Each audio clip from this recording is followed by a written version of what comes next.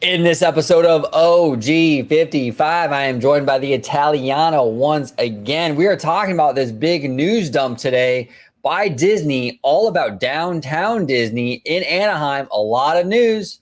A lot of news was dropped on us today. A lot of exciting news, actually, including Portos. You know, the talk of its demise at downtown Disney have been greatly exaggerated. Up next on OG55.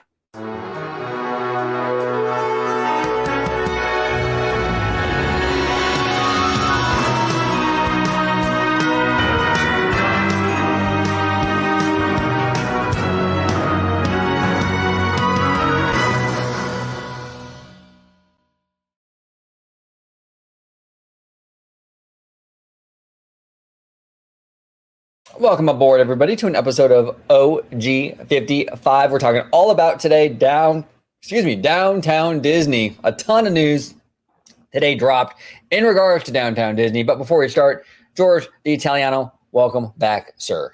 Thank you very much. And I'm sorry, OG. I'm going to have to correct you. You're mispronouncing it. It's downtown Disney. Exactly, it's downtown Disney. You know, say it the Pittsburgh way, right? The Pennsylvania way. That's it. You know, Downtown. It's downtown Disney. Absolutely, absolutely. So let's dive right in, Italiano. That we got a lot to discuss today. This is from the Disney Parks blog, announcing new shops, eateries coming to the downtown Disney district. And again, this dropped just today, so it's fresh off the press. This is from courtesy of Valerie Lee, PR manager over there at Disney Parks blog.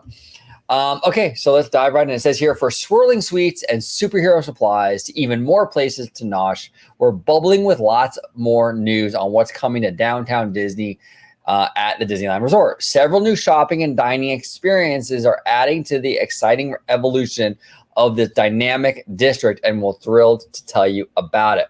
So this is fascinating. Avengers Reserve. Okay, this threw me for a loop. I didn't see this coming at all. An all new shop landing in downtown Disney, coming this winter.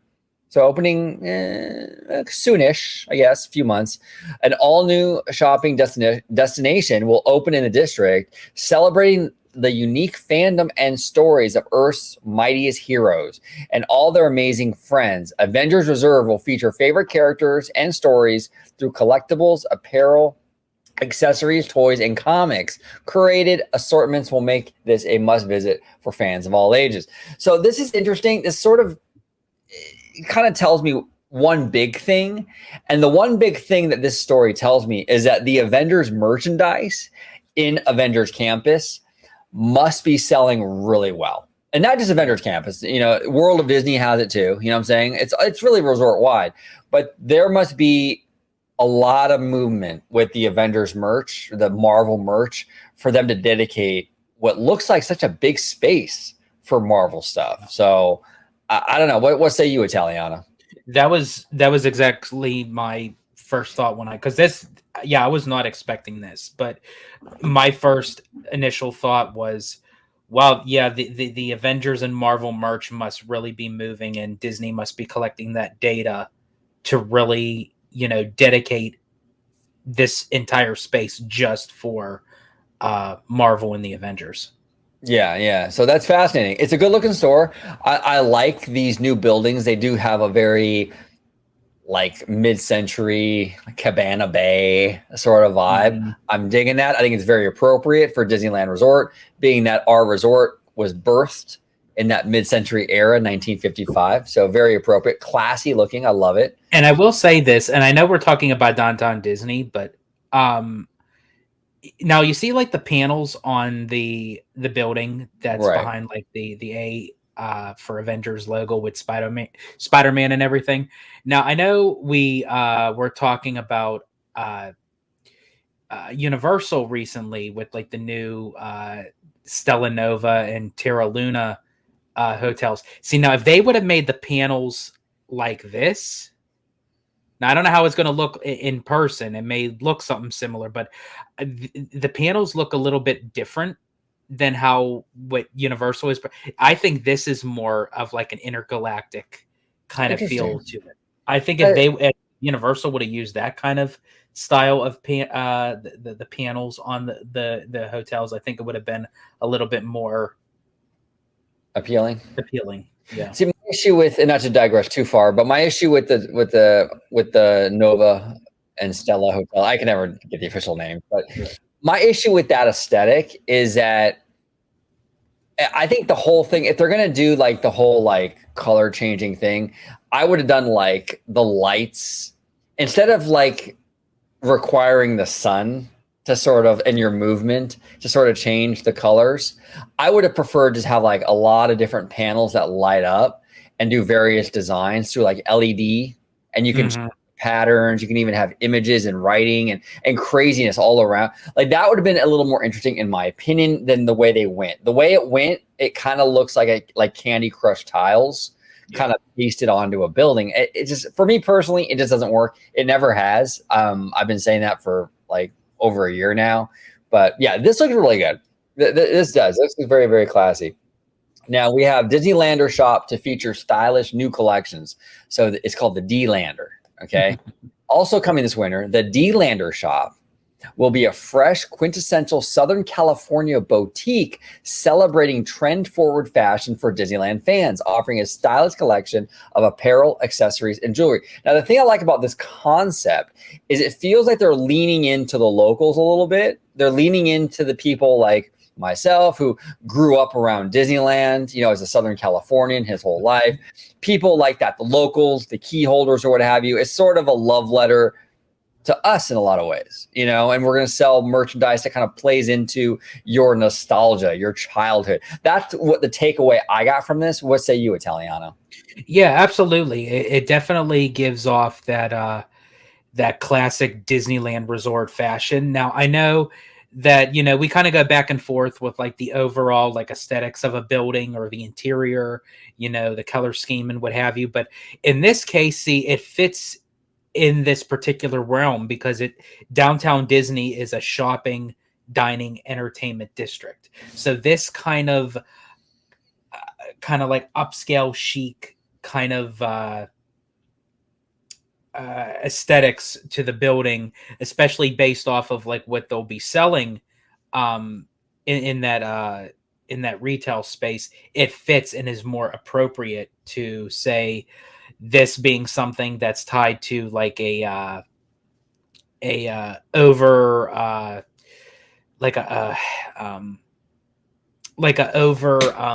trying to think of the word. I'm drawing a blank here. Like based off of like a particular theme park or a hotel that has an overall theming where it's like, okay, this kind of like if this was to go into something that had a specific theme, then I would say, okay, it's a little bit bland, but it fits well in a shopping district. Yes. Yeah, and that's the thing too with downtown Disney. You want to keep it. I know a lot of fans are going to push back on me on this, right? But you don't want heavily themed venues. That's one of my big criticisms, actually, with the new Din Tai Fung.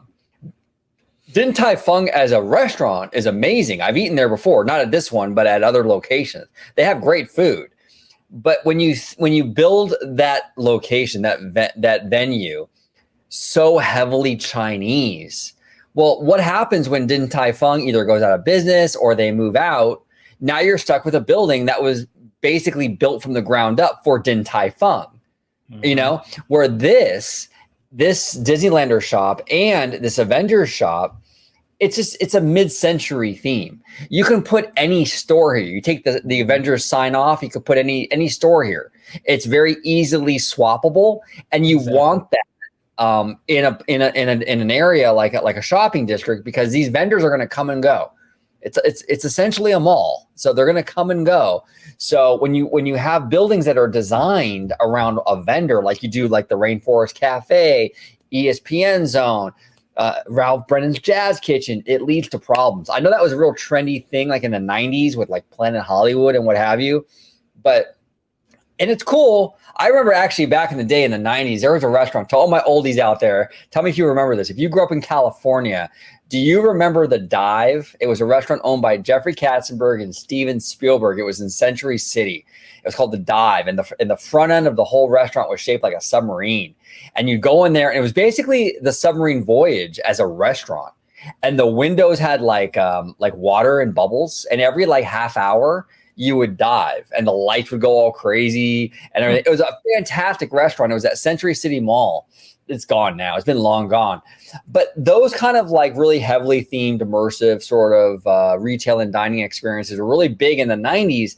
They're not so big now. And the problem with those kind of experiences is that if that location shuts down, you're stuck with a building now. Like, what do you do with a restaurant shaped like a submarine? You know what I'm saying? Like, Exactly. it's an issue. You know what I'm saying? So this is, from a business perspective, I think it makes more sense to have this more kind of like more neutral, just overall kind of mid-century thing. So yeah, I'm looking forward to this store though. I think it's going to play into our nostalgia and our nerdiness a little bit. Now this gets a little more controversial. I'm a huge Marceline's fan, always been. My mom loves the candy apples. Well, nearly every time I go, I always get her like an apple. Well, when Marceline's was operating, now I don't, because they just got that little kiosk out there. But they're changing Marceline's confectionery into Disney's Wonderful World of Sweets. So this is fascinating because as a nerd, as a Walt Disney fan, I love Walt and his legacy. I love the name Marceline because that played into Walt's hometown of Marceline, Missouri. It's a very special kind of nod to Walt and his birthplace, right? His childhood home. Here's the thing, changing it to Disney's Wonderful World of Sweets is a play to the normies. And I get it. I completely understand that. The normie does not know what Marceline is, has no clue as a connection to Walt or the company. I can see why, from Disney's perspective, from the business perspective, why they would go into a much more classical Disney sort of name with the Wonderful World of Sweets. I can see it. But I'd be lying if I said I don't miss Marceline's. It's the Walt Disney nerd in me. But what say you, Italiana? I'm kind of like in the middle on this because I do get what you're saying with the Marceline name. I'm a huge Walt Disney fan of Walt himself, and yeah, Marceline is heavily connected with him and his past of growing up, as a young man and what have you. And I love those little nods where they tie in his upbringing, so to speak, before he became the man known as, Walt Disney, in the entertainment business. On the other side, I do agree with you. This was played to the normies that, people don't really understand what Marceline would actually mean to Disney, because, people aren't nerdy or geeky like us, like we dive into that kind of stuff. Right. However, where it is a less of a sting for me, even though it kind of plays to the normies, I love how they still stuck with the name, Disney's Wonderful World of Sweets, where it kind of ties into a little bit, still ties into Walt, because you have like the Wonderful World of Disney, the Wonderful World of Color, but it's just taking that off, and it's just like, okay, it's the Wonderful World of Sweets. Right. So it takes a little bit of this thing off, but I mean, I do understand like where that connection would be, like to remove the name Marceline like off of it completely. Yeah, exactly. I get it, and I don't hate it. I mean, it's just I thought the Marceline name was really cool, a cool little connection to Walt. What's also interesting too about this concept art, it looks like they're taking over the entire building. So if you guys remember, this area, this corner part of the building was a dress shop. I think was the last thing that was in there. This little corner spot right here, and Marceline's was like just on this side of the building. So now it looks like, from at least from the concept art, that the entire thing will be Marceline's, which is actually kind of a good thing, because I remember Marceline's would get really congested in there. You'd have to literally take a number, and it would take seemingly like forever. So if they're expanding their footprint, maybe we'll get like lesser wait times and what have you. So interesting, not terrible changes, pretty interesting stuff. Super cute kawaii slime cart coming this fall. Stretch it, fold it, squeeze it, twist it. The cutest slime ever, kawaii slime, is coming to a cart this fall to downtown Disney. It says kawaii means cute in Japanese, and this company puts cute in everything they do. I love Japanese pop culture. I love the little kawaii stuff. I'll definitely check it out. I don't know. I'm into this kind of stuff. It says here it's a mom-owned business. and it brings an imaginative array of slime concoctions and toys in a multitude of different textures, colors, scents, and glittery mix for kids and kids at heart to play with. Interesting concept. I think this will probably do very, very well. What say you, Italiana? Yeah, not really like my cup of tea. It's nothing like really that interests me. Although I will say the stretch it, fold it, squeeze it, twist it. I mean, that was That's a pretty Friday much night my for you. last Friday. Yeah, pretty much. But yeah, I think this would go really well. I think a lot of younger kids Yeah. like that kind of stuff. They love like those kind of The Hello Kitty crowd, kind of, right? The yeah, younger and they demo. kind of like like how it used to be the fad, like with the fidget spinners and everything, and kids now Right. like that kind of like slime and goop and putty and all that kind of stuff. So Yes. yeah, I think it would go quite well, Yeah. I think it'll be, especially in downtown Disney, yeah, where there's a lot of foot traffic. absolutely. And it's something different, that's what I kind of like about it. It's just something different. We don't see a lot of this kind of stuff in the parks. So it's kind of fun to have it. Okay, so steakhouse and barbecue restaurants from Michelin star chef Joe Isidori. So we have more juicy details on two new restaurant concepts, a steakhouse and a barbecue eatery that are in the works for downtown Disney. Now, they don't give the names or anything, but I believe, oh yeah, here it is. These two eateries will be located on the footprint of the former Tortilla Joe's. So this is the interesting thing about Tortilla Joe's, right? I see a lot of people in the fandom complaining, Disney hates fountains. They're getting rid of the Tortilla Joe's fountain. Remember? All the complaining about that. They're bulldozing Tortilla Joe's. We know that. They are bulldozing Tortilla Joe's and building these restaurants in that same area. They likely destroyed the fountain nearby to make way for this stuff. So crisis averted. Disney doesn't hate fountains. It's just this fountain in particular is getting in the way of a steakhouse. So what can I say? But hey, at least they don't hate fountains. Okay. It was just obviously to make room for all this stuff, which is fine for me. I don't care. I like steakhouses. Barbecue's always good. So interesting. Very, very interesting. Yeah, it's always nice to see like new eatery places coming in, and it's like, and I'm a fan of both of these. I love steak and I love barbecue, so you can't go wrong with that. And I Exactly. just love how when it's all said and done, just like with the rest of the resort, especially with Disneyland moving forward, downtown Disney is going to get a whole new look. It's going to have basically a new kind of identity. And I said it before and I'll say it again, with Disney heavily investing into downtown Disney with all these changes and additions and upgrades, I'm sorry, it's starting to dwindle down smaller and smaller. That 75 acres of the Toy Story parking lot is going to be used for another shopping mall, so to speak. I It's don't not going to see it. happen. Why would Disney invest all this money into what they have already and then just repeat itself and build another outdoor mall next to an outdoor mall that's next to an outdoor mall? Okay, so yes, they're not going to use Toy Story for another outdoor mall. It's not going to happen. I'm telling you that right now. A lot of fans think that's going to happen. It's not going to happen. It would be so incredibly stupid to do that. Number one, Garden Walk is struggling. What makes you think downtown Disney over there is going to be any better? It's not. They're not going to do that. They're not going to do that. That you're not going to find 75 acres in Anaheim ever again in one spot like that. Okay, That they already own. That they already own, and it's already zoned for theme parks. It's going to be a theme park, you guys, and probably a hotel on there too, probably. Mixed in with the hotel. I mean, with the theme park. That's what it's going to be. You can find 5 or 10 acres that you can build. You can buy a couple of hotels on Harbor or something, and build a small little retail shop, another little downtown Disney. You don't need 70 plus acres to do that, or even 50 plus acres. So no, it will absolutely be a theme park eventually. Not saying it's going to come anytime soon. I don't know, when it'll come, but it's not going to be just a retail and dining area. And then people say, well, oh, gee, no, it'll be retail and dining and a hotel.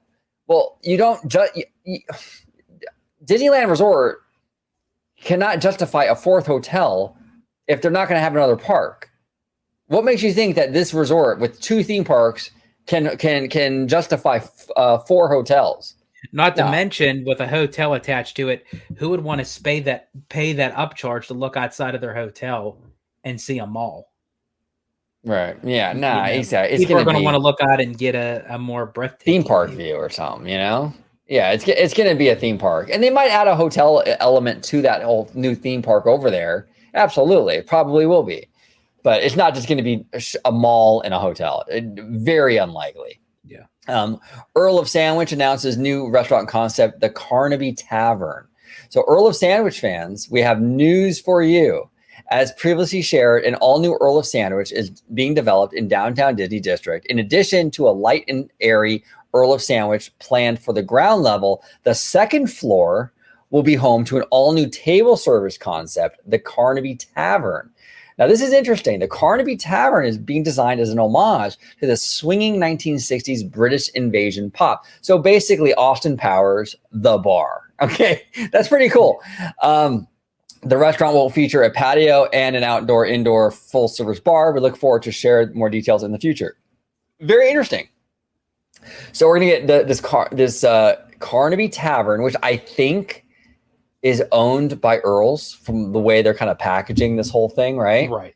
That'll be on the upper level, and on the bottom level, we'll get our Earl sandwich. And you know what? I gotta tell you, I hope Disney gives Earls a massive discount on whatever they pay for rent, because Earls has been the most loyal company to Disney. I mean, they've been pushed around, moved around 15 times now. They're working out of a trailer right now. Come on, Disney. Let's show Earls a little bit of love here. Let's give them a little bit of a discount on that rent, shall we? They absolutely deserve it. And you could find Earls on both coasts. You could find Earl of Sandwich, obviously here at Downtown Disney at the Disneyland Resort, and also in Disney Springs at Walt Disney World. Yeah, absolutely. And this is where it gets a little interesting here. As we look forward to this all new Earl of Sandwich offering, the Earl's location on the east side of the district will close in 2025, so construction may begin on Pardos. So where the La Brea Bakery used to be, which is now Earl's or was Earl's or whatever, I can never keep track anymore. Or right behind Soren, basically the Soren building, is going to be Pardos, and they're going to start construction in I guess 2020. When did it say? So construction may begin on Pardos. So it'll close in 2025. So sometime, assuming that the construction would also start in 2025. Right. That's what it's saying. Well, it'll close in 2025, and then the construction for Pardos. So Pardos is still green lit, despite the rumors that they canceled it. Just because, and I've said this before, just because we are not privy to every update, we don't need an update every 2 weeks. We don't need Disney to get out there with the park blog and say, Pardos is still happening, everybody. And then a month later, hey, everybody, Pardos is still happening. Come on. You know what I'm saying? Look, I've been saying a long time, Pardos is going to be a little bit more of an investment, and it's going to a little more involved, because these Pardos are very popular. It's like building an In-N-Out burger. You have to have the proper infrastructure and the queuing set up for a location like this. This is going to be immensely popular. You can't just throw it in there. Okay. So they're going to do some work, I think, on this Pardos to make it where the crowds don't spill over into the Esplanade and all that stuff. So it's a little bit more involved, which makes sense as to why it's taking a little longer to get it going. It's pretty obvious to me what the deal is, but what say you, Italiano? Well, it's funny that you actually say that, because you actually mentioned a little key factor as to what could have been delaying this as well. You just said pouring over into the Esplanade, which at some point we know that the Esplanade itself is going to get a reworking. So they might be kind of tying that into, depending on what the Esplanade is going to essentially become with the Disneyland Forward change and the rezoning and everything, and Disney moving the security checkpoints around and the new entranceway off of the Eastern Gateway into the Esplanade, that it may be restructured so it would actually be to Pardos' benefit and vice versa. Right. And that's why it's fun to speculate. But the thing is that we can't get too married to our speculations and things like that, because a lot of times fans aren't privy to the information.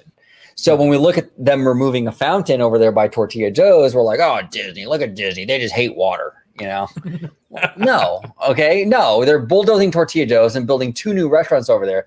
That's why that they're demolishing the fountain. And same with Pardos. Just because it didn't start immediately, You know, it doesn't mean they're canceling it or anything like that. It just means that, you know, they're probably reworking it because of the demand of Portos. And like you said, they might even use this opportunity to kind of revamp some of the Esplanade. We don't know.